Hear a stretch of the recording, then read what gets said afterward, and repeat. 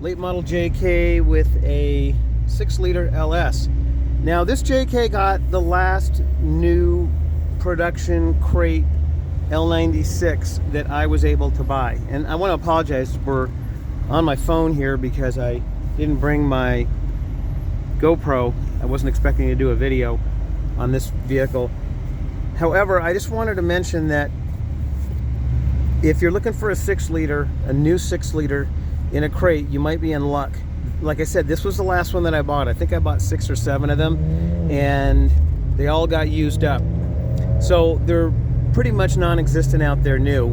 However, we got a new source that has about 25 or 30 of them, and that number is dwindling quickly.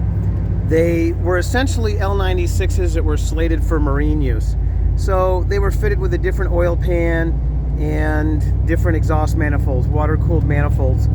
But it's very easy to convert them back to the standard truck configuration. So if you're looking for an L96, you have a small window here to get a new one. So I also apologize, this Jeep has a bikini top, so I'm hoping you can hear me here. So what are the strengths of the L96? The L96 is an iron engine, pretty much bulletproof. It's very simple. It does have VVT. It is acclimated well for the cold or the hot. Now guys take these L96s and they cam them and put headers on them and they get 450 horsepower and all that, but realistically, if you want to do that, just get an LS3. The 6-liter as is just an excellent engine. This engine will run for hundreds and hundreds of thousands of miles. It'll return decent fuel economy. It'll pull 37-inch plus tires. It will cruise on the highway. It's very mild. It'll idle at 500 RPM. Now, we can't compare the LSs to the LTs. I've been driving a lot of LTs lately. And if you were to get out of a 3.6 or a 3.8 JK and get into a 6-liter, you'd say, wow, what a massive improvement. I mean, you're going from struggling, going up the mountain grades to just cruising. You can set the cruise control at 80 miles an hour and there's no sweat. When you go from the LS to the LT, it really is a step now, in my opinion, especially with the 8 and the 10 speeds. The LSs have great torque. The 6-speed, believe it or not now, to me has long legs. It winds out between the gears. I remember the old 2-speed power slides and the 3-speed turbo 400s and turbo 350s. Those things really had long legs. And then when we got the overdrive, the turbo 700 R4 and the 4L60, wow, that seemed like so many gears, 4 forward gears. But I'll tell you, these new 10 speeds are awesome. These new 10 speeds, you just touch the throttle at any point and the thing takes off like an electric motor. And don't sneeze at electric cars. You know, the Teslas are pretty much the fastest thing out there. You know, guys have asked me if you had one LS to cross the desert, and what would it be? And it would be the 6-liter LS. I think they're about the most rugged. Now, that doesn't take anything away from the other LSs. The other LSs are really awesome. The LS3 has got more power. The 5.3 gets better economy. So everything has its advantage and disadvantage. So if you're more of a traditionalist and you just want that old 70s, 80s, 90s feel, the way the transmission shifts and the way the engines run, then this 6-liter is really a good combination. And yeah, there are guys that don't like the high gear transmissions. In fact, I was pretty hesitant at first with those, especially when the 8-speed came out, because my 7-speed Mercedes had problems, the 8-speed Chryslers had problems, the 8-speed GM 8L90s had problems, and it took a while for those things to warm up to me.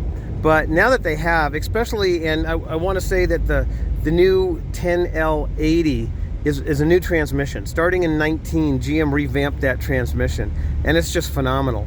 The way it shifts and how quickly it learns has really made our job easier. So it took GM a little while to really dial those high gear transmissions in, but now that they have, they've really become my favorite, because you could be cruising down the road in a heavy JK on 40s. It just doesn't matter. You can give a throttle at any point and it's going to pull. You don't have to wind it up. Now, I do like getting into these old LSs, and the Hemis are similar, and having that traditional feel, but that just comes down to personal preference. You guys got to drive these, and I get guys calling me all the time and say, I don't want that high-tech crap. I don't want direct injection. I don't want these high gear transmissions. I want it as simple as possible. And if that's what you want, then this is what you want to get. So for a limited time, we are going to have access to new 6 liters, the L96 engines. We have been doing the used ones, and they work out. You know, this is a engine that can go a long distance. So even if you buy one with 50, 60, 70, 80,000 miles, you're still going to run it longer than you can run any of the V6s. The same holds true with the transmission. And we have to be realistic. If we look at the LS market right now, manufacturers are really jumping in both feet with the new technology, with the LTs. Doesn't mean they're not supporting the old LSs. They are. In fact, the aftermarket is still very strong for the LS engines. But GM has to make some decisions, and that is they want to minimize cost and only produce engines that are in their production vehicles. So the 5.3 is gone. The 6.0 was gone, and it actually is gone as far as GM is concerned. Of course, they're going to support it with long blocks and service parts, but as far as like getting new crate engines, I wouldn't count on that. The LS3 is still kicking. I just don't think GM wants to drop that engine because it has been such a mainstay for over a decade now.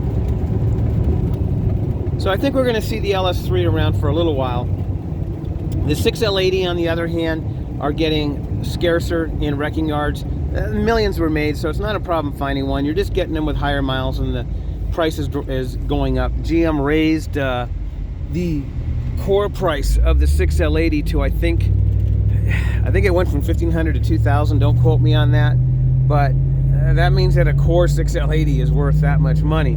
So we got to pay more and more for these things. And the LTs, on the other hand, being in production, the prices are actually coming down. The LT1, I wanted to mention something about that.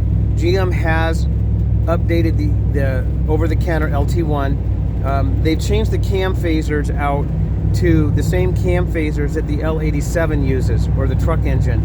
And I think part of that was for efficiency, just make one part for all these engines. And I think there is some slight advantage to it. I don't know what it is yet. We're waiting for the new engines to come in. But they did make a change in the LT1, and they also raised the price. Now, the price of most of the GM components went up on January 1st. So a lot of it was just arbitrary. They just raised the price on everything. And you're going to see that, and unfortunately we had to raise the price on our bills. Years ago, I would give out an estimate, and it was good for 90 days. Now an estimate's only good for 30 days because there's so many things out of our control.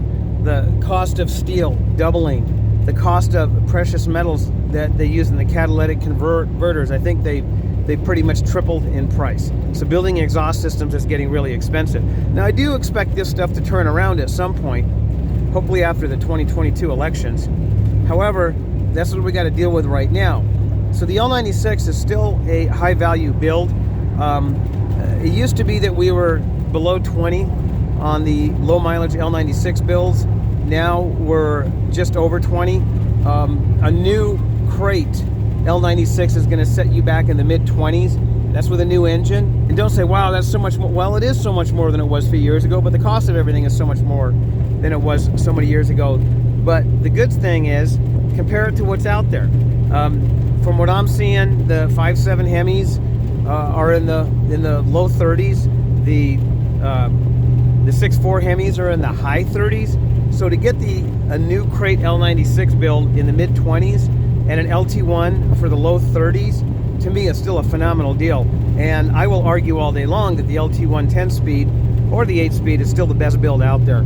Even if you spend 35, 40 grand on a Hemi. I've driven them, I've driven the LT1s, and I don't think there's any comparison. Motec started doing the L96 builds way back. Actually, we started with the LY6. The LY6 came out in about 2007, and it's essentially the same engine as this.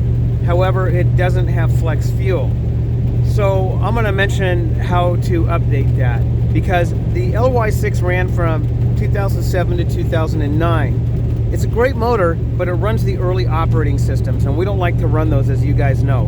And I'm going to say it again, guys, if you get an LS, try to get 2010 and up. I got nothing against the L92 or the LY5 or some of the earlier engines, but the operating systems are just harder to work with.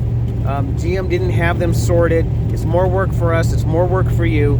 Get a 2010 and up. Now, if you do get a 2007-8 engine, like an LY6 or an early 5.3 or even a 6.2, which was the L92, it's really easy to update them. First, you want to change the oil pressure sensor out.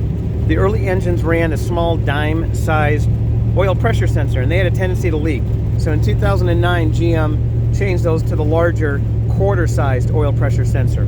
The signal is the same, but the connector is different. So all you got to do is buy a new sensor and screw it in. The injectors on the non-flex fuel motors, like the LY6 and the L92, flow less than the later injectors, 2010 and up. And here's a side note, the L9H came out in 2009, and it added flex fuel to the L92. So they went to the higher flow injectors, and you can get more performance out of those. So while we have run those injectors on the late model 10 and up operating systems, it's best to update them. You can pick up a set of 8 injectors for a really good price. You can find them on eBay, Summit, Jegs, and there's what they call a kit. The flex fuel injectors are taller, so it's a different fuel rail on the manifold. And you can't just buy the new fuel rail because it's a different intake to mount the fuel rail. So there's a really inexpensive kit. I think they're about $30, and they come with spacers to space the fuel rail up. And then you can run the late model flex fuel injectors with the late model operating system, and it works out just awesome. We've done many of them. The final thing is, if you do have a 2007 or 8, 2009 they did switch over to the Bosch MAP, or manifold absolute pressure sensor. The earlier 2007 and 8 operating systems ran the old Delco MAP, and I'm not talking about a mass airflow sensor. I'm talking about the manifold absolute pressure sensor that's on the top of the intake. So GM switched over to the Bosch, which has pretty much been standard all the way through the LSs after 2009. So you got to switch that map out. Now, that's not quite as easy as the oil pressure sensor, because the oil pressure sensor just screws right in. But the map sensor snaps into the top of the intake, but unfortunately, it's designed a little bit different, so it doesn't just snap in. So what we do is we press in a tube, like a brass tube, where the hole is, and just run a vacuum line to the map sensor. You can do whatever you want. It's not hard to do. And then you got to change the connector out. The older Delco map sensor ran like the crankshaft position sensor style connector, and the new Bosch runs a little micro connector. So that's it. You change those things out, and you can take your early model LS and run it with a 10 and up operating system, take advantage of the 10 and up transmission, and that's very important. You have to get a 10 and up transmission. You don't want to run a 7, 8, or 9 transmission with a 10 and up operating system. If you want to get full benefit out of the powertrain, get a 10 and up transmission, update your engine to the 10 and up operating system like we just mentioned, and you'll essentially have an engine that'll run just like the newer operating systems. And there's a lot of advantages. The newer transmissions shift better, they're easier to diagnose, they're less complicated in a lot of ways. We see some weird codes in the early operating systems that we don't see in the late. Also, there's 2 other things I'm going to mention because we deal with it all the time. One is on 7 and 8, it can be difficult to remove the VAT, or the anti-theft, on some of the operating systems. Mainly the starter relay check. There's and I'm not going to go into it, but basically you have to add a wire to make the ECM think there's a relay in circuit for the starter, or it'll start and die. Well, I actually worked on that with EFI Live way back when the LS came out, and we were able to defeat it with the VAT patch on the 9 and up, but on some of the 7 and 8s it just doesn't work because of the checksum. So be aware of that. And then the transmission, you can usually run these transmissions right out of the box without any modifications on the tune. But on the 7 and 8s, there's some codes that you have to remove, and that if you don't remove, will put your transmission into a limp mode. So you're going to be fighting all that with the early 7 and 8 operating system, and that's why I urge guys, 10 and up. Get a 10 and up engine and a 10 and up transmission. And the LTs, it's the same thing. One, we've migrated away from the 6-speed. The 6-speed, we supported them when the LT first came out in 14, 15, because there was a lot of them out there. The original L86s and L83s, they had 6 speeds. But now that the 8 and the 10 speeds are out, and they've been out for years and they've been rationalized, there's just no reason to go back to that 6-speed. And we don't like to support the 14, 15, and 16 LT. We can, but we don't like to. And we highly recommend you guys get 17, 18, and even 19 operating systems. In late 19, GM pretty much changed everything. Like I said, they redesigned the 10L80. They went to a new transmission controller. They locked down the operating systems, making it a real pain now to unlock these. So 20 and up is still a challenge. But 17 and 18 are our favorite years. Stay away from the 14, 15, and 16. And I hope you guys watching the video listen to this, because I get guys all the time that pick up a 14 6-speed at a really good deal, and there's a reason they picked up that 14 6-speed for a really good deal, because while they're great engines and transmissions, they're just a lot more work. You got to fight them all the way, and you know, sometimes you put them in and they work great right off the bat, but I would say more often than not, you end up having to drive them to get the adaptives to set, and you get weird, some weird drivability issues, so try to stay away from those if you can. All right, I've rambled long enough. The content of this video was basically, if you want to get a L96, you're going to have a window here to get a new one. If you don't want to go with the L83 or any of the other LSs, the LS3, then give us a call and secure an L96, because they're not going to be around long. We're going to head up to the mountain and we'll see you soon.